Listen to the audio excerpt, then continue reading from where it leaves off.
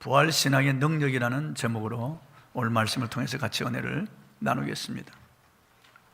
제가 어느 날 안양 쪽으로 가기 위해서 이 삼성산을 넘어서 이제 안양으로 가는 삼거리에 막 접어들었는데, 길가에 대형 버스가 수십 대가 주차해 있는 것을 보았습니다. 그리고 사람들 수만 명이 줄을 서서 북새통을 이루고 있는 것을 보았습니다. 이 많은 사람들이 왜 이렇게 이곳에 모여 있을까 하고 이렇게 보니까 그 큰 절이 있는데, 그 절 벽에 대형 현수막이 위에서부터 아래로 이렇게 쭉 걸려 있는 것을 보았습니다. 그 현수막에는 큰 글자로 세계 최고의 보물 석가모니 부처 사리 보관식이라고 적혀 있었습니다. 참 어이가 없는 겁니다. 죽은 사람의 뼈를 보려고 전국 각지에서 수십 대의 버스에 나눠 타고 수만 명이 그곳에 움집했다는 거죠. 석가모니는 지금부터 2500년 전에 인도의 석가족, 그 카빌라성의 정반왕의 아들로 태어났습니다. 이름은 어릴 때 시달타였는데요, 그가 결혼하고 이 아이를 하나 낳고 난 다음에 고민에 빠졌습니다. 왜 인간은 이 땅에 태어나서 이렇게 늙고 그리고 병들고 죽느냐, 그리고 왜 기뻐하고 또 노하기도 하고 또 슬퍼하고 또 즐거워하기도 하느냐. 희노애락의 이 고민을 해결하기 위해서 그건 출가합니다. 몰래 떠나는 거예요. 자식도 버리고 부인도 버리고 떠나서, 그리고 소위 보리수 나무 밑에서 돌을 닦아서 덕도했다고 그러죠. 석가는 석가족 출신이니까 석가라고 하고, 모니는 성자라는 뜻입니다. 그러니까 석가모니, 그게 불타라 그러죠. 덕도했다고 해서 붓다 혹은 불타, 부처 그렇게 말하죠. 근데 그 사람 80세 때 인도의 인더스 강이 범람해서 많은 사람들이 굶어 죽는다는 말을 듣고 그들을 구제하고 그들에게 슬퍼하기 위해서 가다가 쿠시나가라고 하는 숲에 이르렀을 때 한 제자가 주는 음식을 먹고 식중독을 일으켜서 가마 위에서 설사를 하고 죽었습니다. 그 80살 노인의 뼈를 이제 시체를 화장해 가지고 그 뼈를 그 인도 8부족으로 나누어서 보냈는데, 그 뼈들이 지금 돌아다니는 거예요. 그리고 그 뼈가 그 절간에 왔다고 그 죽은 노인의 뼈를 보기 위해서 그 많은 사람들이 운집한 것을 보았습니다. 기가 막히지 않습니까? 인도의 동쪽에 그 섬나라가 하나 있는데 실론이라고도 하고 스리랑카죠.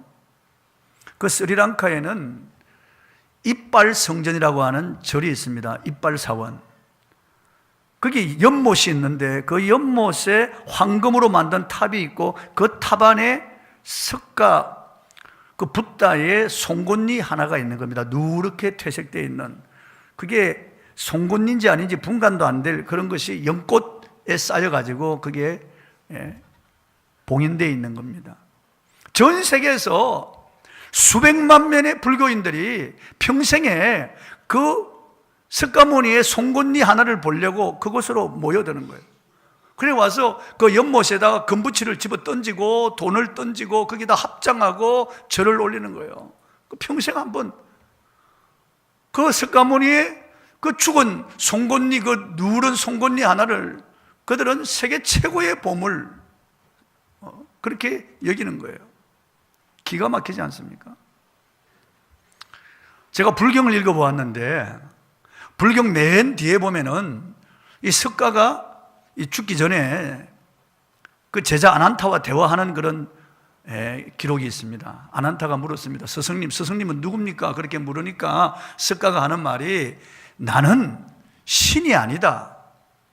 나는 예배 대상도 아니다. 그러므로 나를 신처럼 숭앙하거나 나를 경배해서는 절대 안 되느니라. 그런 스승님은 누굽니까? 나는 길을 가리키는 열애, 곧 고타마 열애니라. 그 사람은 그래도 양심이 있어요. 그러니까 자기가 신도 아니고 신앙의 대상도 아니라고 하고 자기는 그냥 길을 가리키는 깨달은 자라는 말을 남기고 죽었습니다. 그리고 그 80 노인의 그 뼈를, 그 이빨을 그렇게 숭상하는 거예요. 기가 막힌 노릇이죠. 마호멧은 60살 나이에 한 여인의 무릎을 베고 숨을 거두었습니다. 그의 시체도 사우디아라비아 메카에 매장되어서 썩어버렸습니다. 공자도 70살의 나이에 죽어서 그 시체가 산동성 그의 묘 안에 썩어버리고 말았습니다. 세상의 이 종교들의 교주들은 다 죽어서 썩어버리고 죽은 다음에 이 땅에 다시 올 수 없습니다. 그러나 우리 예수님은 우리의 죄를 대속하기 위하여 십자가에 못 박혀 그의 보배로운 피를 쏟아서 우리의 죄를 용서해 주시고 죽으신 지 사흘 만에 죽음을 정복하시고 사망 권세를 철폐하시고 죽음에서 살아나셔서 하늘에 오르사 우주와 만물을 다스리십니다. 할렐루야. 그러니까 우리는 살아계신 주님을 섬기는 거예요.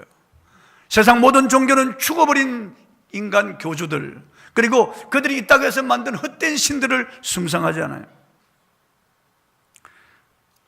종교는 사람들이 만들었습니다. 그 어떤 책에 보니까 종교를 이렇게 설명했습니다. 책상 위에 글상을 올리고 또 작은 글상을 올리고 또 작은 글상을 올리고 또 올리고 올린 다음에 그 끝에 이렇게 예물을 놓고 그 앞에 절을 하다가 다 무너지는 것이 종교다 그래요. 그렇습니다. 인간이 최선을 찾아 만든 것이 종교고 그 종교를 신봉하다가 절망하는 것이 종교라는 거예요. 종교는 우리에게 생명을 주지 못하고 구원을 주지 못하는 거예요. 종교가 잠시 안심, 인명을 준다고 하지만은 그건 평안이 아니에요. 편안일 뿐이죠. 속는 겁니다. 우리가 믿는 복음은 전해달라요. 우리 기독교는 하나님께서 사람이 되어서 이 땅에 오신 거예요. 하나님이 계시하시고 하나님이 인간의 몸을 입으시고 이 땅에 오셨습니다. 태초에 천지와 만물을 지으신 그분이 우리를 너무너무 사랑하여 잃어버린 우리를 찾았어. 타락한 우리를 구원하기 위하여 죄에 빠져 멸망으로 들어가는 우리를 참아보지 못하고 하늘 보자 영광을 버리고 물방울이 되어 여인의 몸에 잉태되어서 마구간에 탄생한 겁니다. 전능자 하나님께서 인간이 되어서 이 땅에 오셨어요. 그분이 예수입니다. 그분이 예수입니다. 그래서 한 몸에 하나님이신 신성을 가지고 있고 인간인 인성을 가지고 있는 유일한 분이에요. 그래서 그분은 참 사람이고 참 하나님이에요. 참 사람으로서는 우리 인간을 대표해서 아버지 앞에 나가서 십자가에 제사를 드리고 우리의 죄를 속하신 분이고, 참 하나님으로서는 하나님을 우리에게 보여주신 분이고, 하나님의 말씀을 전하고 우리를 영원한 하나님의 나라에 데려주시는 구원자가 되신 거예요. 그래서 예수님은 하나님이시고 사람인 유일한 분이에요. 이 세상 억조 창생 인간들 가운데 하나님이고 사람인 분은 예수님밖에 없습니다. 믿으시기 바랍니다. 어느 자매에게 예수 믿으면 영생을 얻는다고 했더니, 영생이 뭐예요? 영원히 사는 겁니다. 전 영생이 싫습니다. 이 땅에서 몇십 년 사는 것도 너무 힘들고 괴로운데, 아니 영원히 살다니요? 나 영원히 사는 게 싫습니다. 나 영생 같은 거 필요 없습니다. 그 자매가 오해하는 거예요. 영생은 힘들고 괴롭게 영원히 사는 게 아니에요. 영생은 예수님이 지금 입고 계신 그 부활의 몸을 입고 천국에서 천사들의 시중을 받으며 영원히 즐겁게, 영원히 기쁘게 사는 거예요. 시간이 없는, 제한이 없는 곳에서 영영한 기쁨과 즐거움을 누리며 영원히 사는 것이 영생이에요. 히라보로 조의 아이오니온이라고 하는 말이에요. 영영한 기쁨의 생명 혹은 하나님의 생명을 영생이라고 하는 거예요. 그럼 불신자들도 영원히 살아요. 지옥에서 영원히 사는 거예요. 지옥의 불꽃 가운데서 영원히 살기 때문에 그게 영생이라고 하지 않습니다. 영벌이라고 하죠. 혹은 멸망이라고 하는 거예요. 멸망, 너무나 고통 가운데 사는 거예요. 이번에 그 신장 결석을 제거한 우리 조교성 안수사님이, 내가 신방관이 그러더라고요. 목사님 좀 전해주세요. 칼로 옆구리를 막 찔러가지고 막 후벼 파는 것처럼 아프다는 거예요. 세상에 이런 고통은 처음이라는 거예요. 너무너무 진통제가 안 듣는 거예요. 너무너무 고통스러우니까. 그러니까 물도 못 마시게 하죠. 가조를 이렇게 입술을 이렇게 적시는데, 목사님 좀 전해달라고. 그 예수님 말씀하신 부자가 지옥에 떨어졌는데 그 불꽃 가운데 고통을 당하며 내 혀끝에 물 한 방울만 떨어뜨려 달라고, 물 한 방울만 떨어뜨려 달라고 그렇게 애원했는데 그 고통을 자기가 느낀다는 거예요. 물 한 방울, 그 너무너무 타는데 너무너무 고통스럽다는 거예요. 그걸 체험했다. 이 부자가 예수님 믿지 않고 호요식하며 살다가 다른 사람들 관심도 없이 아주 이기적인 욕심으로 살다가 그가 죽어서 지옥에 떨어졌어. 그래서 그 불꽃 가운데 막 고통을 당하는데 눈을 들어보니까 낙원이 보이는 거예요. 천당이 보이는 거예요. 근데 더 고통스러운 것은 아브라함의 품에, 그들의 조상 아브라함의 품에 그 집 대문에서 거지로 헌대를 나르며 그 밥상에 떨어지는 부스러기를 주워 먹고 살던 그 나사로가 아브라함의 품에 찬란한 모습으로 안겨 있는 걸 보았어요. 그러니까 이 부자가 소리치는 거예요. 아버지 아브라함이요, 아버지 아브라함이요, 그 나사로를 내려보내서 내 혀끝에 물 한 방울만 떨어뜨려 주옵소서. 내가 이 불꽃 가운데 고통하나이다. 그러니까 아브라함이, 너는 살았을 때 너 좋은 것을 다 했느니라. 너가 그 고난을 당하는 것은 마땅하다. 그러나 너와 우리 사이에 구렁이 끼어 있어서 너가 올 수도 없고 우리가 너에게로 갈 수도 없다. 단절된 것입니다. 그런데 지옥이 더 고통스러운 것은 낙원이 보인다는 거예요. 그러니까 더 고통스러운 거예요. 그러니까 우리에게 영생을 주신 주님 얼마나 감사합니까? 할렐루야. 영생을 주셨으니까. 초대교회 사도들과 성도들이 전한 복음은 바로 십자가와 부활이었어요. 예수 그리스도의 십자가는 우리의 죄를 사한 하나님의 사랑의 현장이요, 예수님의 부활은 우리에게 영생을 주신 증거다. 십자가와 부활을 증거했다니까요. 32절 한번 읽어보겠습니다. 시작. 믿는 무리가 한 마음과 한 뜻이 되어 모든 물건을 서로 통용하고 자기 재물을 조금이라도 자기 것이라 하는 이가 하나도 없더라. 부부간에도 하나 되기 어려워요. 부모 자식 간에도 하나 되기 어려워요. 부부간에도 다른 주문이 차는 사람이 있습니다. 미안하네. 서로 다른 마음을 가지고 있는 부부도 있어요. 부모 자식 간에도 하나가 안 되는 가정이 있어요. 그런데 이 초대교회 성도들은 한 마음 한 뜻이 되었다고 그랬습니다. 왜요? 성령이 그렇게 하신 거예요. 성령 충만을 받으니까 하나님의 사랑이 그들을 감화시키고 서로 하나가 되는 거예요. 헬라파 유대인, 히브리파 유대인 다 출신 성분은 달라요. 그거 보면 남자, 여자, 그리고 어린아이, 젊은이 할 것 없이 다 하나가 되는 거예요. 다 빈부귀천을 막론하고 다 하나가 되는 거예요. 성령이 그렇게 하신 거예요. 성령은 하나 되게 하시는 분이고 사탄은 분열의 영입니다. 갈라놓는 거예요. 사탄이 들어오면 아담과 하와가 갈라지고 가인이 아벨을 쳐 죽이는 거예요. 가정이 막 찢어지고, 이 사탄이 역사하게 되면 교회도 갈라집니다. 사탄이 역사하면 남과 북으로 갈라지고 이 전라도 경상도로 갈라지는 거예요. 사탄이 역사하면요. 그러나 성령은 하나 되게 하시는 분이에요. 우리를 피부색, 인종에 관계없이, 연령에 관계없이, 빈부귀천에 관계없이, 지역에 관계없이 우리를 하나 되게 하시는 분이 성령님이에요. 고린도전서 12장 13절에 우리가 유대인이나 헬라인이나 종이나 자유자나 다 한 성령으로 세례를 받아 한 몸이 되었고 한 성령을 마시게 하였느니라. 에베소 4장 3절 4절에는 평안에 매는 줄로 성령이 하나 되게 하신 것을 힘써 지키라. 몸이 하나요 성령도 한 분이시니 이와 같이 너희가 부르심의 한 소망 안에서 주 안에서 부르심을 받았느니라. 그래. 여기 하나 되게 한다는 말은 주 안에서라고 하는 말과 똑같아요. 같은 단어예요. 주 안에 있으면 우리가 하나가 되었다는 거예요. 성령으로 우리가 하나, 아버지도 한 분, 주님도 한 분, 성령도 한 분, 그리고 세례도 하나, 우리가 다 한 가족, 영통 가족이 되었다고요. 우리가 하나가 된 거예요. 초대교회는 그래서 서로 하나가 되어서 뜨겁게 사랑하는 교회였어요.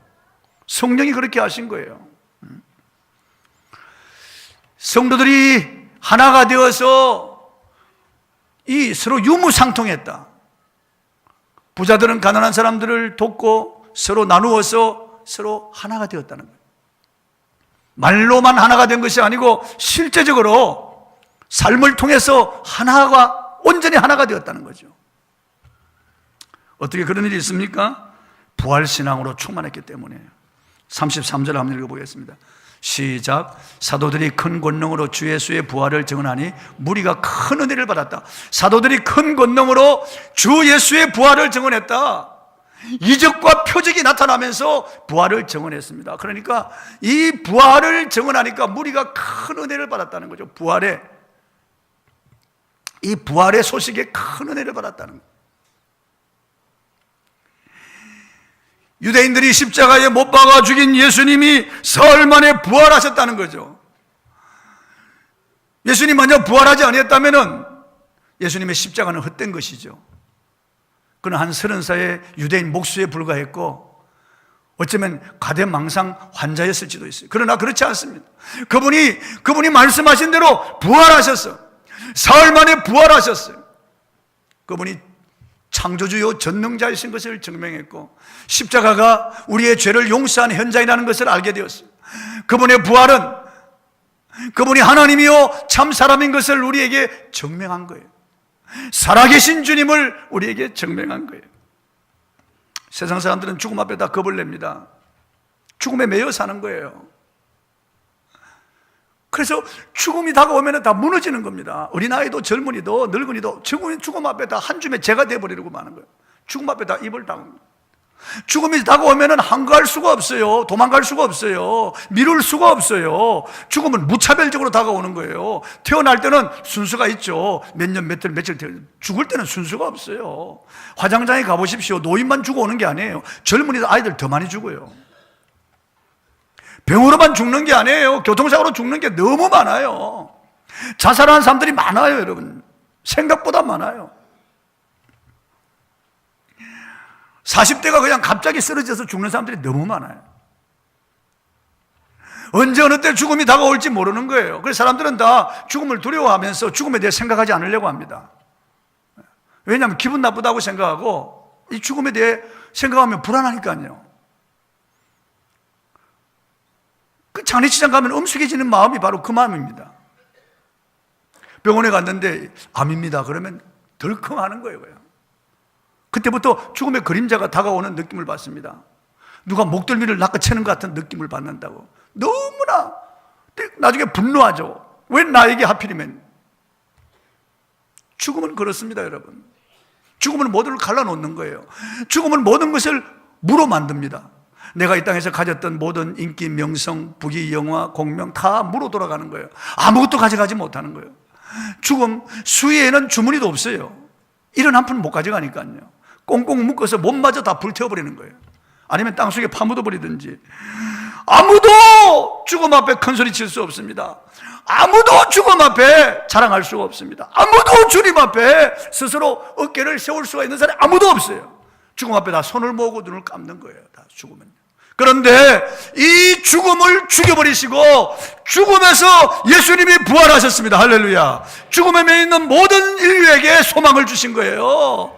죽음 건너편에 찬란한 세계와 죽음 이후의 부활의 몸을 우리에게 보여주신 거예요. 40일 동안 지내면서 제자들에게 같이 식사하고 대화하고 만져보고 같이 웃고 주님께서 우리에게 그 빛나는 몸을 보여주셨다니까요. 그리고 예수를 믿는 사람에게 그 찬란한 몸, 그 부활의 몸을 입혀주실 것을 약속했어요.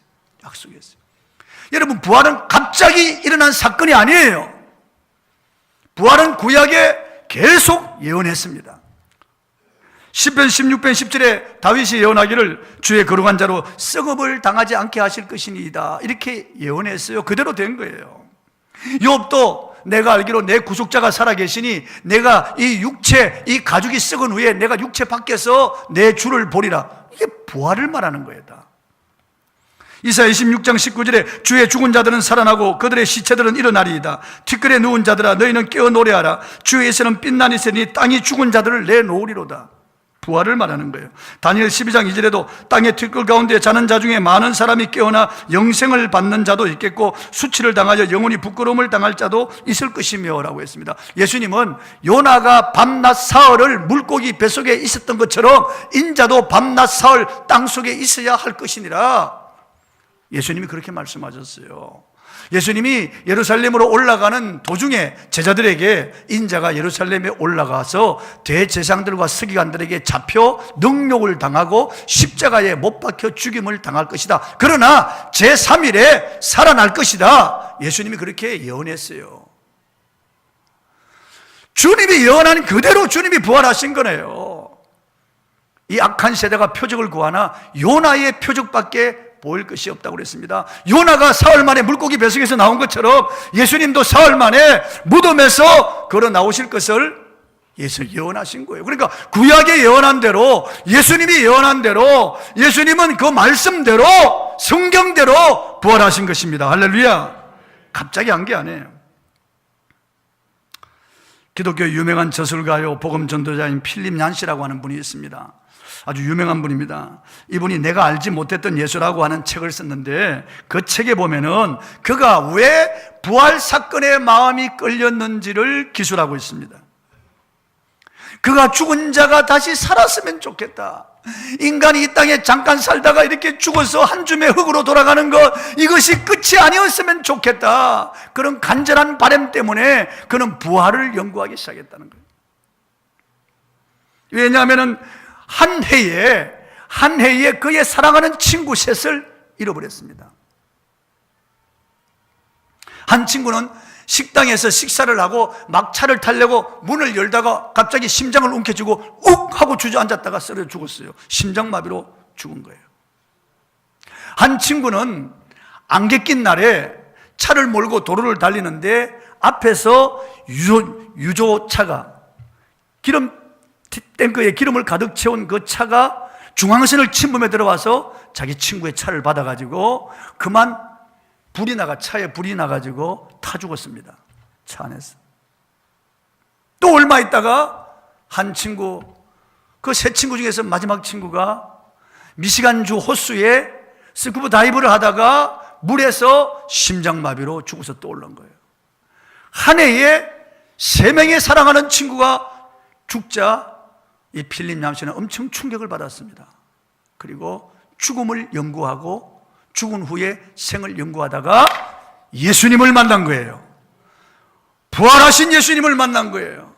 여기 이를 위해 소망이 있고 여기 참된 기쁨이 있다는 걸 알았습니다. 여러분, 만약 예수 그리스도의 부활이 사실이 아니라면 예루살렘 한 모퉁이에서 일어난 그 일이 로마를 정복할 수 있으며 전 세계를 복음으로 덜풀처럼 덮어나갈 수 있겠습니까? 예수님의 부활이 사실이 아니라면 예수님의 그 제자들이 그렇게 숭배할 수가 있겠어요? 2000년을 내려오면서 예수님의 부활을 증언한 6천만 명의 숭배자가 있습니다. 그분들이 예수 부활을 증언하다가 죽어갔습니다. 왜 그럴까요? 부활은 사실이니까요. 사실이니까요. 아무리 입을 틀어막아도 부활은 사실이니까요. 아무리 아니라고 비웃어도 부활은 사실이니까요. 부활은 어느 한 구석에서 엄밀히 일어난 일이 아닙니다. 예수님은 40일 동안에 많은 사람들에게 부활을 보여드렸어요. 일시에 500명에게도 보여드렸습니다. 부활한 그 몸을 가지고 감난산에서 하늘로 올라가시기 전에 이 천국 복음을 만민에게 전파하라 하시고 올라가셨습니다. 만약 부활이 사실이 아니라면 저와 여러분은 지금 헛된 짓을 하고 있는 거예요. 아니, 이 여름에 이 좋은 주일에 들로 산으로 나가고 가족들과 함께 피크닉까지, 아니 여기 앉아서 이렇게 예배를 드리고 한심한 일이죠. 우리가 하나님께 헌금하고 11조 하는 것, 이거 모두 다 헛된 일이고 이거 다 손해가 되는 일이에요. 무엇 때문에 찬양하고 기도합니까? 부활이 사실이 아니라면 우리가 하나님 앞에 헌신하고 우리의 생을 주님께 드릴 이유가 어디 있습니까? 부활이 사실이기 때문에, 너무나 분명한 사실이기 때문에 우리는 주님 앞에 기꺼이 우리를 드리는 겁니다. 여러분, 이 세상은 잠시 잠깐이면 지나가는 거예요. 순식간에 우리의 생이 다하고 우리는 주님 앞에 서게 될 것입니다. 우리가 주를 믿는 믿음, 부활의 그 산소망을 가지고 있을 때 우리는 부활의 몸을 입을 것입니다. 보세요, 여러분. 영생 천국에 대한 소망도 없고 거기에 대한 그리움도 없는데 하나님 천국으로 우리를 데려가실까요? 그렇지 않습니다. 부활의 몸에 대한 간절한 소망이 없는데 부활의 몸을 입혀줄까요? 절대 저는 그렇지 않다고 생각합니다. 성경은 영생을 믿는 사람이 영생을 소유하고 부활을 믿는 사람이 부활을 소유한다고 말씀하고 있어요. 바라기는 저와 여러분이 다 영생을 확신하고 부활을 확신하기를 바랍니다. 이 땅에서 병으로 고생하시는 분들, 늙어서 젊은 시절을 그리워하는 분들도 그 나라에 가면은 젊음과 건강한 몸을 부러워할 필요가 없습니다. 완전한 몸을 가질 것입니다. 다시는 병들지 않고 늙지 않고 썩지 않고 죽지 않는 몸, 제한이 없는 몸을 가질 것입니다. 더 이상 여름에 더위 때문에 고생하고 추위 때문에 고생하지 않습니다. 더 이상 병균을 무서워하고 더 이상 죽음을 무서워하지 않습니다. 이 땅에서 가족과 이별이란 눈물 흘리지만은 그 나라에는 이별이 없습니다. 그 나라에는 약국도 병원도 없습니다. 장례식장도 없습니다. 모두가 다 젊고 아름다운 몸, 빛나는 몸을 입을 것입니다. 여러분, 이 땅에서는 키가 커서 고민, 작아서 고민, 이렇게 홀쭉해서 고민, 뚱뚱해서 고민, 이 땅에서는 여러 가지 얼굴이 이렇게 사각턱, 주걱턱, 매부리코 온갖 걱정을 하잖아요. 다 이 땅에서 늙어가는 거 걱정하고. 그러나 그 나라엔 그런 게 없어요. 분명한 개성을 가지고 누구나 다 다른 개성이지만은 그러나 아름다운 몸을 가져요. 빛나는 몸을 가져요. 절대 자기 몸에 대한 불만이 없어요. 열등감이 없습니다. 더 이상 신체에 대해서 비관하지 않습니다. 너무나 아름답고 영광스러운 몸으로 갈아입습니다. 뭘 먹을까 마실까 입을까 쓸까 어떻게 살아갈까 이런 생각이 없어요. 시간과 공간이 다 날아가 버리고 영원 세계로 들어가 있기 때문에 우리가 그 부활의 몸을 입고 천사보다 더 높은 지위로 올라가서 우주를 여행하는 겁니다. 천국이 얼마나 큰지 아십니까? 천국에 있는 새 예루살렘 도성만 하더라도 남아메리카를 집어넣어도 남아요. 어마어마한 천국 도성이고 천국이 얼마나 큰지 상상할 수 없는 별이라니까요. 저와 여러분이 그곳으로 이민 갈 것입니다. 우리는 그 나라 시민권을 가지고 있습니다. 이 땅에서 제한된 몸을 가지고 연약한 육신 속에서 우리는 때로는 한숨 쉴 때가 있습니다. 힘들어 주저앉을 때가 있고 숨이 가빠서 어찌할 바를 알지 못하고 심장이 조여올 때가 있습니다. 이 땅에서는 이 육신 가운데 갇혀서 우리가 고민할 때가 많습니다. 그러나 머지않아 찬란하고 영광스러운 새로운 몸을 입을 것입니다. 할렐루야. 이 땅에서 뭘 먹을까 마실까 조금 더 가지고 조금 더 채우고 조금 더 넓히고 이것 때문에 아동바동 살지 않습니다. 부활의 몸을 가졌다면 그렇게 살지 않습니다. 부활에 대한 산 소망을 가지고 있는 사람은 이 땅에 욕심 부리지 않는다고요. 세상 것에 대해서 그렇게 움켜잡으려고 하지 않습니다. 하나님의 것을 그렇게 가지려고 하지 않는다고요. 부활의 산 소망을 가진 사람들은 다른 초대교회 성도들은 부활신앙으로 무장했다니까요. 부활신앙으로 무장했다니까요. 사도들이 큰 권능으로 주 예수의 부활을 증언하니 무리가 큰 은혜를 받았다. 무리가 큰 은혜를 받았다는 거죠. 미국의 유명한 설교자요 복음주의자인 아이언 사이드 박사님이 평소 잘 다니던 가게 앞을 지나가는데 그 가게에 커튼이 쳐져 있고 편말에 내부 수리 중이라고 적혀 있는 것을 보았습니다. 그리고 또 오랜 후에 그 가게 문이 열려서 들어다가 보니까 그 가게가 얼마나 아름답게 인테리어가 잘 되어 있고 아름답게 변해 꾸며져 있는 것을 보았습니다. 감탄했습니다. 그때 아이언 박사가 불현듯 이런 생각이 들었습니다. 아하, 그리스도인들의 죽음은 내부 수리 중이구나. 내부 수리 중이구나. 이제 무덤에 묻히고 화장장에 들어가잖아요. 그리고 흙이 땅속에 묻히잖아요. 아, 내부 수리 중이구나. 조금 있으면은 하나님이 디자인하신 예수님이 입으신 그 아름다운 몸으로 완전한 몸으로 갈아입는 거예요. 그러니까 내부 수리 중이란 말이에요. 우리 이정길 장로님도 우리 박정호 주사님도 우리 조용혜 권사님도 먼저 가신 분들이 다 내부 수리 중에 있는 거예요. 이제 예수님이 재림하실 그날에 먼저 간 성도들이 영혼이 오는 게 아니고 부활의 몸을 입습니다. 할렐루야. 호련히 부활의 몸을 입고 우리도 구름 속으로 끌어올려 공중에서 주님을 영접하는데 부활의 몸으로 확 바뀌는 거예요. 확 바뀌는 거예요.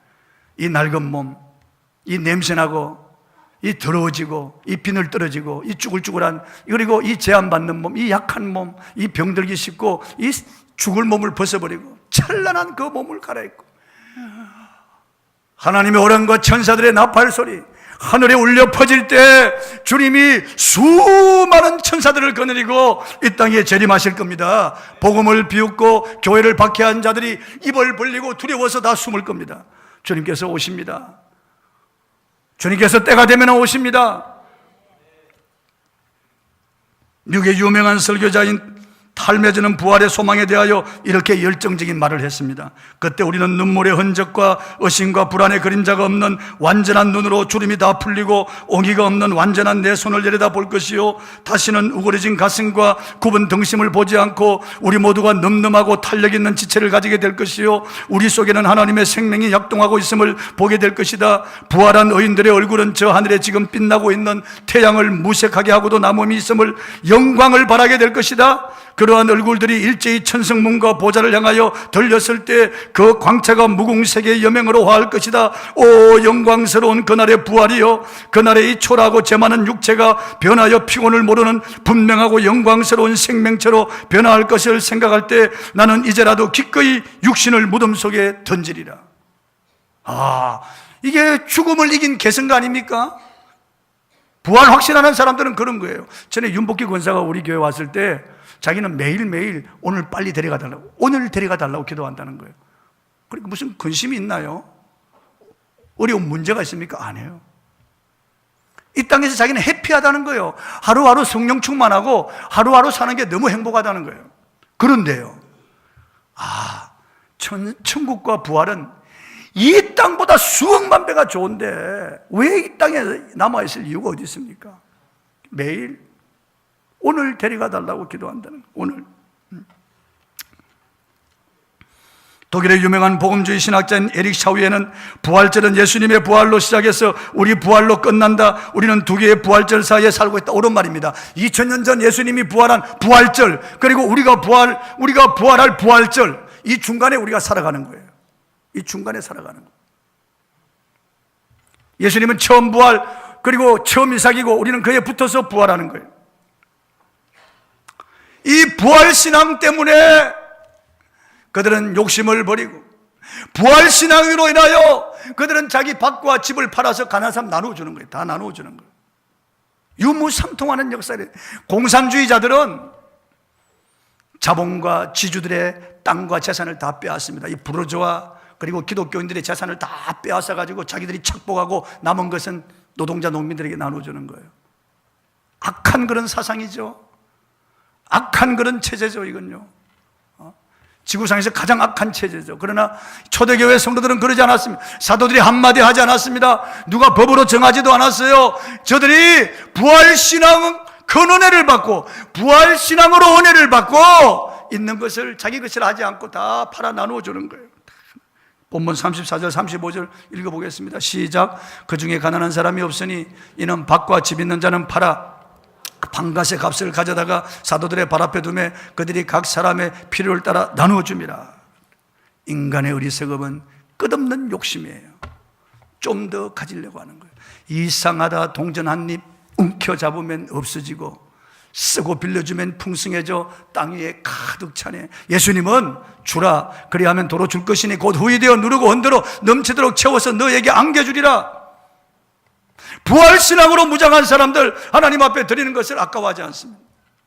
부활신앙을 가진 사람들 성도를 서로 나누어주는 것 인색하지 않습니다. 부활신앙이 있기 때문에 하나님이 우리에게 갚아주시니까 천배만배로 이 땅에서도 하나님 보상하시고 이 땅을 떠나는 날 주님께서 우리에게 갚아주실 그 상급은 이루 말로 할 수 없습니다. 어리석은 짓을 하면 안 됩니다. 여러분, 예수님이 약속하셨어요.